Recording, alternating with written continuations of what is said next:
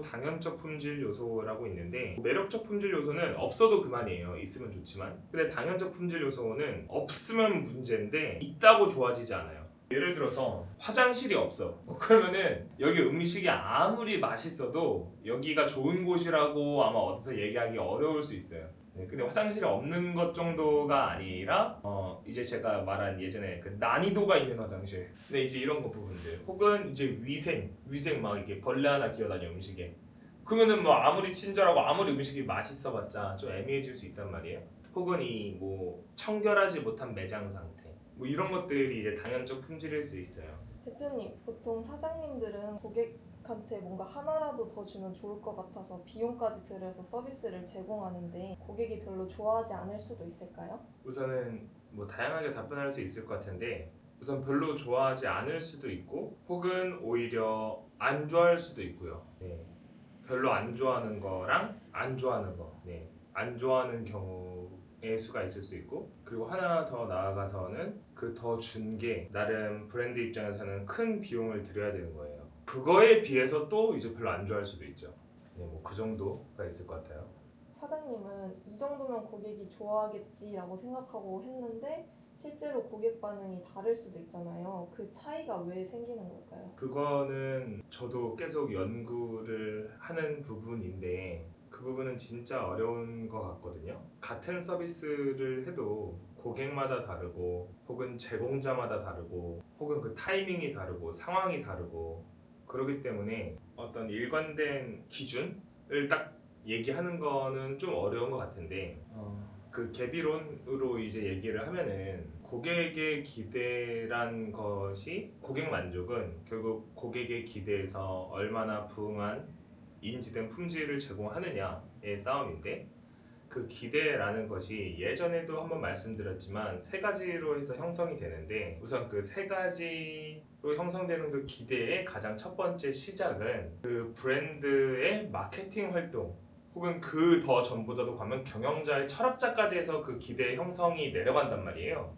그러니까 이 고객이 이 현장에 왔을 때 형성된 이 기대치라는 것이 굉장히 복합적으로 형성이 된다는 거예요. 단계적이기도 하고 경영자의 철학, 그 브랜드의 철학부터, 그리고 이제 그런 것들이 노출된 마케팅의 영역에서부터 형성된 기대부터 시작해가지고 이제 그게 또 어떤 담당자한테 전달되고 그 담당자는 또 그거를 매뉴얼로 또 해석해서 이제 풀어내고, 그러면 이제 이 경영 철학에서부터 이 현장까지 이어지는 그 서비스에 어마어마한 갭이 계속 쌓인단 말이에요. 그게 결국 인지된 품질 간의 그 갭을 만드는 건데, 결국은 이제 우리가 무언가 서비스를 해줬음에도 불구하고 고객이 마음에 안 든다라면은 뭔가 기대에서 불일치된 상황이 생긴 거겠죠. 근데 이제 그때 그 불일치가 어디서부터 귀인한 이제 갭에서 발생한 것이냐, 이제 그거는 솔직히 뭐 어떤 원칙으로 딱 나뉠 수 있다라기보다도 그 상황을 들여다 봐야 될 것 같아요.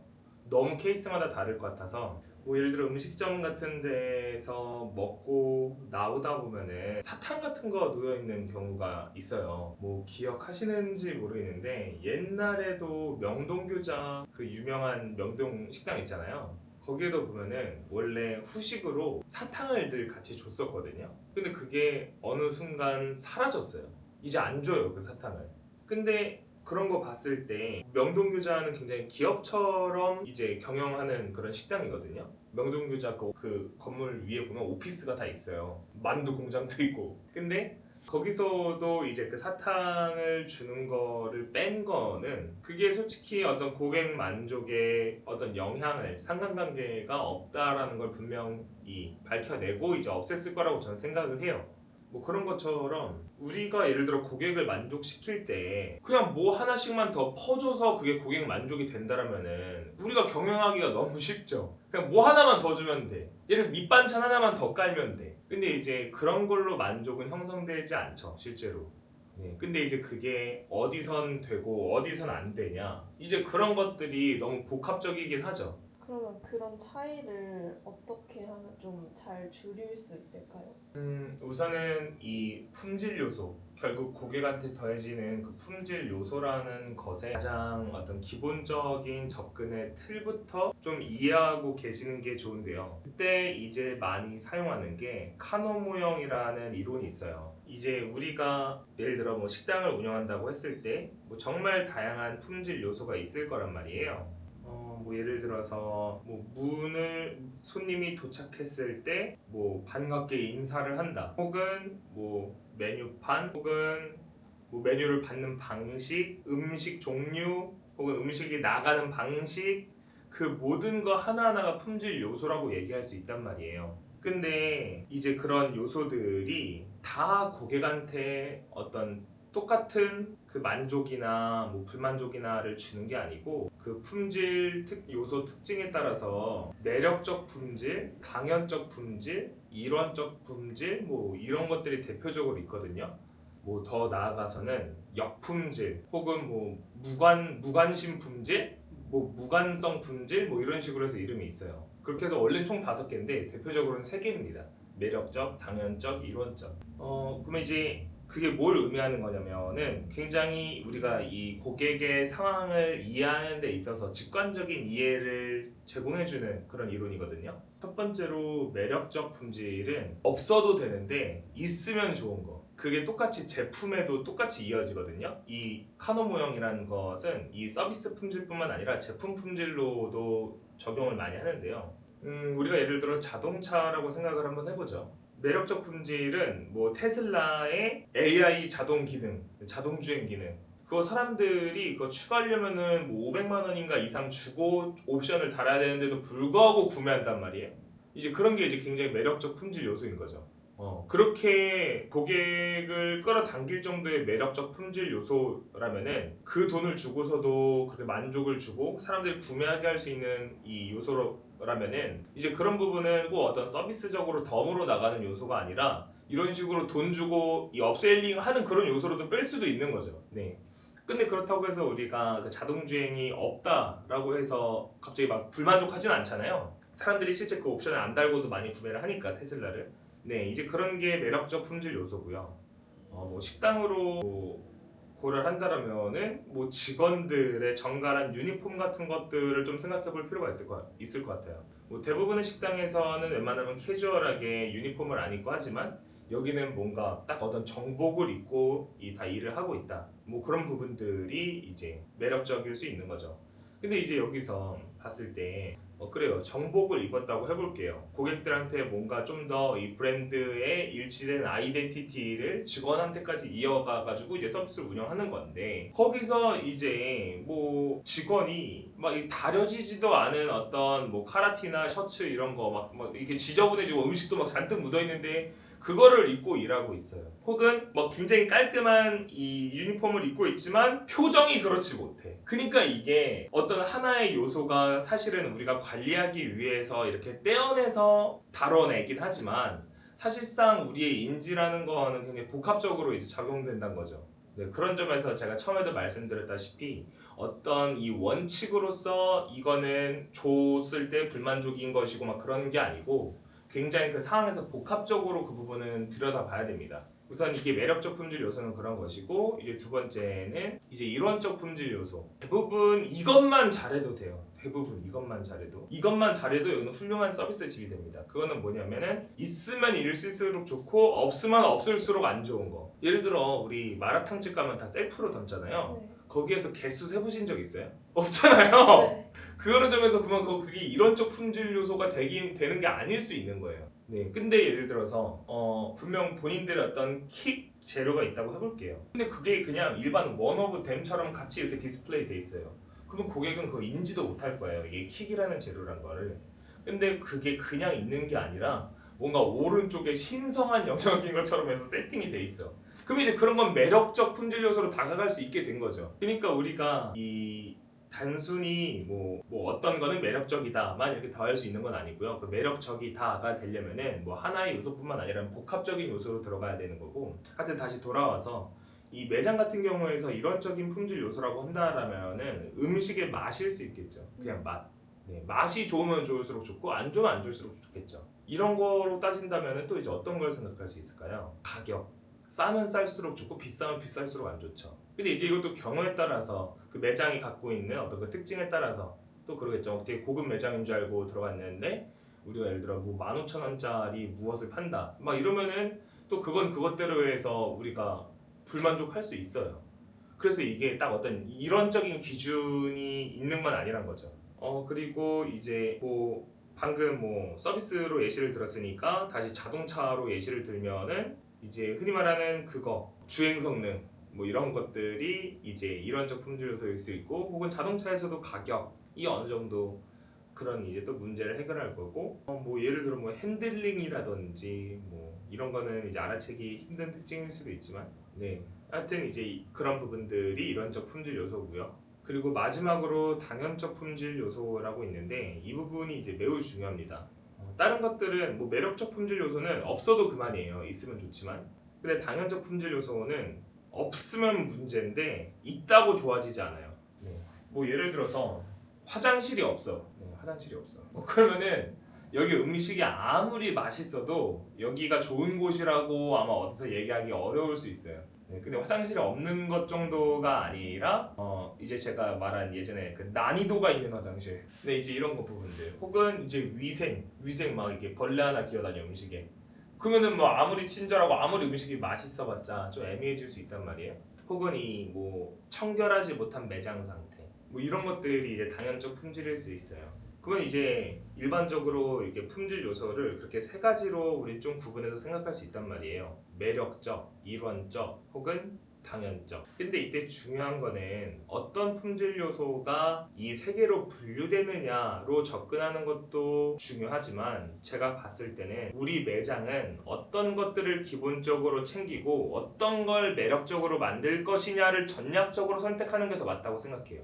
네, 이걸 해보니 매력적 요소다 느낌이 아니고요. 이걸 매력적 요소, 이 브랜드의 킥으로 두고 싶다라면 어떻게든 킥이 되게 만드는 겁니다. 네, 그런 식으로 접근해야 뭐가 되는 거지. 그냥 자연스럽게 그냥 풀어놓은 상황에서 뭐가 매력적이 되고 뭐가 당연적이 되고 뭐가 이론적이 되고 하는 것들은 우리가 이제 서비스 브랜드를 경험을 이렇게 관리하는 사람으로서 좀 접근 방식이 좋은 건 아니죠. 하여튼 근데 결국 뭐 매력적이든 이론적이든 당연적 품질 부분들이 달성되지 않고서는 혹은 위생 요인이라고도 많이 합니다. 우리를 어떤 불편하게 하고 하는 그런 요인들 그런 부분들을 제거하지 않고서는 그 이론적이든 매력적이든이 쌓이기가 어렵다라고 주로 접근을 합니다. 그러면 그 고객 경험에 시간과 돈을 투자했을 때 어떤 걸 보면 그게 성과로 돌아오는지 알 수 있을까요? 그게 진짜 어려워요. 늘 어렵다고 하잖아요. 네. 근데 진짜 그게 어려워요. 예를 들어서 뭐 이 대기업들도 그 성과를 측정하기 위해서 고객 리서치, 그 고객이 어떻게 우리의 제품이나 서비스와 상호작용했는지를 조사하기 위해서 수백억, 수십억을 들여가지고 조사를 해요. 근데 이제 대부분 그렇게 하지 못하는 곳들에서 어떻게 그 우리가 그걸 우리의 무엇이 어떤 이제 만족을 줬는지 어떻게 조사할 수 있겠어요? 그게 사실상 뭐 방법론은 있더라도 측정하기는 거의 현실상으로는 불가능하죠. 우리는 그냥 이런 구조만 이해하고 있는 거죠.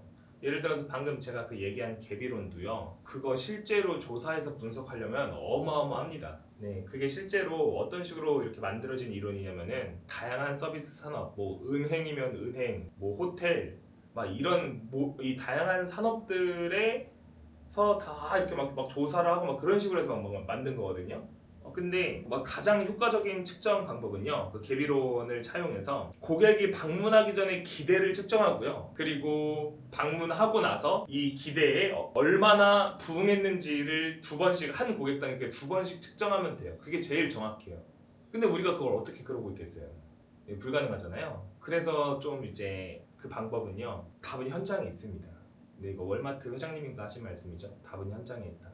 그 고객들의 반응을 거기 접점 직원들은 계속 목격하고 있어요. 그게 제일 중요해요. 그게 제일 정확하고요. 네, 우리가 어떤 브랜드에서 무엇이 좋다라고 얘기를 들어서 그걸 우리 브랜드에 가져와서 한다고 그게 되는 게 아니라 그랬잖아요. 그렇기 때문에 결국 우리 브랜드에서 고객들이 좋아하는 건 우리가 찾아야 돼요. 근데 그거의 답이 현장에 있는 분들의 관찰력이란 거죠. 그래서 늘 현장에서의 직원들이 고객들의 반응을 모니터링하고 중요하게 생각하는 그 문화가 선행돼야 되고요. 그리고 이제 사람들이 그렇게 관찰을 해서 고객에 대한 데이터를 쌓고 있다라면은 이 적어도 머릿속에 그거를 이 조직적 차원으로 끌어내줄 수 있는 어떤 미팅 단위가 루틴적으로 있어야 됩니다. 네, 그렇게까지 가야 우리 현장에서 무엇이 고객한테 좋고 무엇이 고객한테 불편했는지 데이터가 계속 굉장히 양질의 데이터죠. 바로 직관적으로 느낀 그 직관이 또 이제 안 좋은 사람이 느낀 거면 이제 좀 애매한데 뭐 하여튼 네, 이제 그 데이터를 계속 수집하고 활용해 나가는 그 노력이 브랜드에선 매우 중요한 것 같아요. 매우 중요합니다. 그러면 그 사장님들이 이제 자기 가게에서 점검해 볼 수 있는 방법에는 뭐가 있을까요?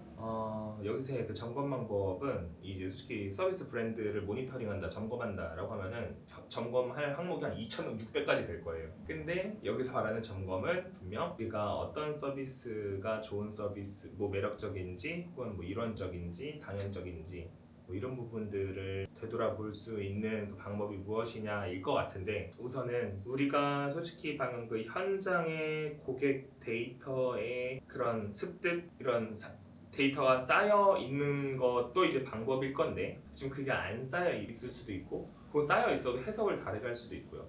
그런 점에서 그걸 점검할 수 있는 방법은 솔직히 그 상호작용에 대한 감각이 굉장히 높은 사람이 여기에 대해서 평가하는 것들을 들으셔야 됩니다. 지금 이 느낌, 이 브랜드에서 지금 내가 받고 있는 느낌, 어떤 고객의 응대, 어떤 직원의 응대 방식, 단순히 그 직원의 응대 방식만 떼어놓고 볼 수 있는 게 아니라 그 상황에서 주어지는 응대 방식에서의 와닿는 느낌, 그런 느낌을 제대로 해석할 수 있는 사람의 이 굉장히 분석적 시각의 어떤 그런 인사이트가 필요한 것 같아요. 솔직히 사장님이 애당초에 어떤 이런 고객과의 상호작용에 대한 감수성과 감각이 좀 이렇게 역량이 높지가 않다라면은 솔직히 그걸 쌓기가 어렵습니다. 그거를 분별해내기가 쉽지가 않아요. 근데 뭐 예를 들어 이 본인과 비슷한 업종의 경쟁사를 이제 방문해 본다든지 거기에는 이런 이 고객 여정에서 요소 하나하나를 어떤 것들을 구비해 뒀는지 그리고 이제 그 구비해 둔 것들을 이용하는 손님들과의 그런 표정을 보면서 네 지금 어떤 하나하나의 어떤 요소가 어떤 식으로 작용하고 있는지 뭐 그런 부분들을 관찰하는 것도 좋은 방법일 거고요. 근데 결국은 이제 그게 내 브랜드에서 작동하려고 한다라면은 이 지금 우리가 하고 있는 그 무엇이 고객한테 어떻게 느껴지고 전달되는가에 대한 그 현장에서 고객이 그 느끼는 그 반응, 표정, 말투, 뭐 단어 뭐 그런 거 하나하나에 굉장히 민감성 있게 이 캐치를 하고 있어야 되는 거죠. 네, 그거 말고는 솔직히 방법이 없는 것 같습니다. 네, 어디서 다 좋다라는 서비스가 우리 쪽에서도 이제 좋다라고 해서 접근할 수는 없는 거기 때문에 자꾸 제가 뭐 알 수 없다 이런 소리만 해가지고 뭐 답이 없다 뭐 상황마다 다르다 이렇게 좀 너무 원론적으로 말씀을 드린 것 같아요. 저도 딱 이거 이렇게 하면 됩니다 라고 해서 명확한 솔루션을 드리고 싶은데요. 그게 너무나 이제 이 하나의 품질 요소마다 다양하게 접근이 될 수 있기 때문에 좀 그렇게 하나의 일관된 이제 솔루션이나 원칙을 제공해드리지 못한 것 같은데 그래도 말씀드릴 수 있는 건 있습니다. 일반적으로 모든 상황에서 다 중요한 품질 요소가 있어요. 어떤 하나의 품질 요소마다 이 5가지 정도를 신경 쓰면은 그래도 웬만하면은 이제 좋게 간다라는 그 내용이 있습니다. 그 품질 요소의 이 5가지 특징, 이 5가지 특징을 가져가면은 이제 좋은 건데, 그 부분은 이제 서브퀄 이론이라고 해요. 서비스 퀄리티 이론. 근데 이제 그 부분은 다음에 이제 더 구체적으로 다뤄보는 걸로 하고, 우선은 이런 서브퀄을 떠나서 이 서비스를 관리하고 제공하고 혹은 운영하는 이 수많은 분들께 제가 봤을 때 이런 이 이론적인 접근을 떠나서 딱 이제 한 가지 모든 경우에라도 늘 먹힐 수밖에 없는 한 가지에 대해서 좀 얘기를 하고 마무리를 하고 싶어요. 그 모든 과정이요, 모든 품질 요소가요, 고객을 위한 것처럼 느껴지게 하면 됩니다. 네, 결국 이제 환대 서비스의 영역이죠. 환대 서비스의 영역은 그 어디에서도 옳습니다. 그러면 이제 그 환대 서비스가 뭔데요? 그 느낌을 주기 위해서는 어떻게 하는 건데요? 우선은 이 단어가 주는 직관적인 느낌을 이해하시고 이 환대 서비스가 무엇이고 뭐 어떻게 하는 것인지 뭐 그런 부분들은 다음 콘텐츠로 한번 좀 더 자세히 다뤄보는 걸로 하면 좋을 것 같습니다. 네, 이상입니다. 감사합니다.